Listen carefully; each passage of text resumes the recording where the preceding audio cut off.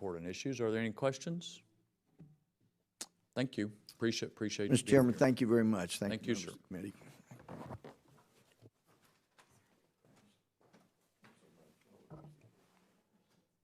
Now, gentlelady from North Carolina, Ms. Ellmers, thank you for being with us this morning.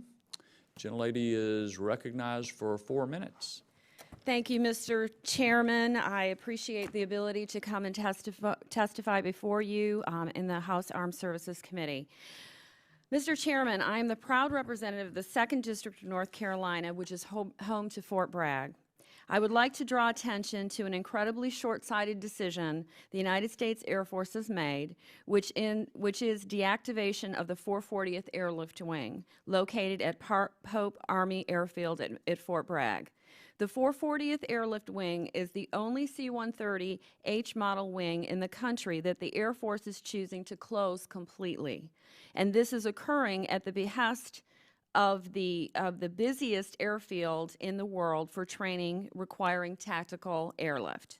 The Air Force wishes to remove all organic airlift from Pope Army Airfield and away from the 18th Airborne Corps and the 82nd Airborne Division Global Response Force, as well as Army Special Forces groups.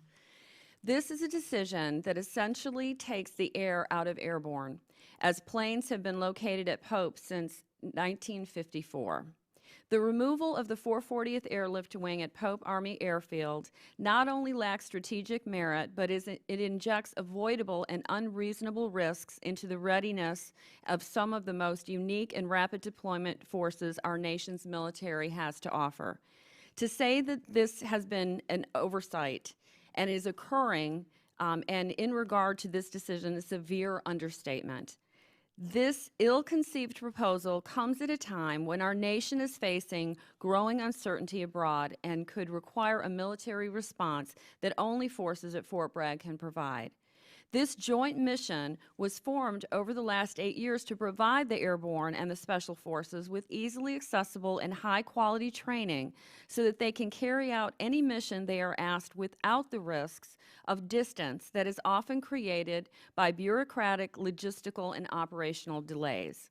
Eliminating the ability to rapidly mobilize, train, and deploy the local commanders, aircrew, and aircraft that has established relationships with our most in-demand forces increases risk at an unacceptable rate. Now, the Air Force has repeatedly assured me that this will not impact military readiness, but the very client that the Air Force serves, the 18th Airborne Corps, disagrees. I have spoken with Lieutenant General Anderson, the commanding general at Fort Bragg, and there is a true feeling that this decision will impact his training abilities. I am pleased to say that my North Carolina colleagues have rallied around me in both the House and the Senate in a bipartisan manner in order to prevent the Air Force from making this poor decision. I brought this fight to the attention of former Secretary of Defense Chuck Hagel and currently Secretary Ash Carter. Just within the last month, I've sat down with both North Carolina senators, and we met with Secretary of the Air Force Deborah James and Chief of Staff of the Air Force General Welsh. It is my hope this committee sees the vital role that the 440th provides in maintaining the readiness and operational standards of the paratroopers and special forces stationed at Fort Bragg. Mr. Chairman, I respectfully request that you maintain the mission of the 440th Airlift Wing and its C-130s. In conclusion, I believe it is more important than ever that the United States maintain the military superiority and continue to be the dominant force in the freedom in the world. Thank you, Mr. Chairman, and I look forward to working with the committee on any of the challenges facing our military, and I welcome any questions, and my staff and I are ready at any time to provide additional information, and any questions that you might have, I'm happy to answer.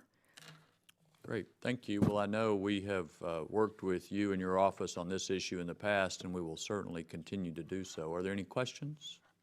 Mr. Chairman, just a comment from a father of a couple of guys, or one that was stationed at Fort Bragg for 6 years.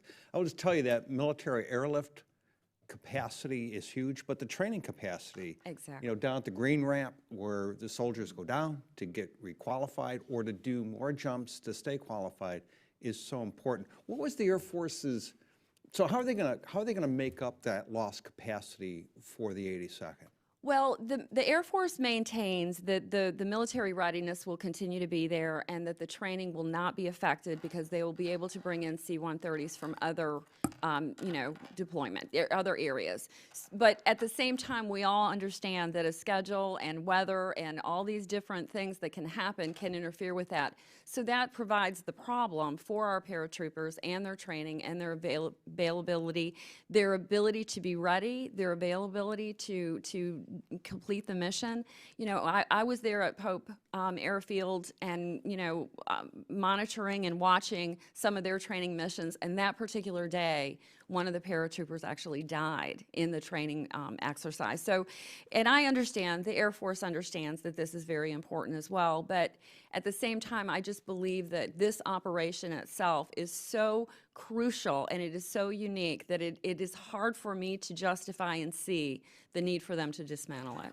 Well, I just worry that, we've had issues in regards to getting troops to Haiti when there was an earthquake down there. We had paratroopers sitting on the tarmac at the 17-hour mark and had to wait 2 days to catch a lift. Mm-hmm. And so I worry that when you start degrading our capacity at that air base to provide that lift, it's going to worsen not just 2 days, it's going to be a week before we get that capacity. Mm-hmm. And with that, Mr. Chairman, I thank you for the additional time.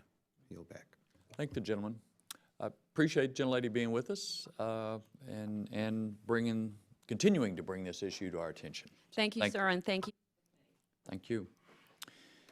Next, we have the gentleman from Texas, Mr. Hurd. Thank you for being here this morning. Gentleman's recognized for 4 minutes.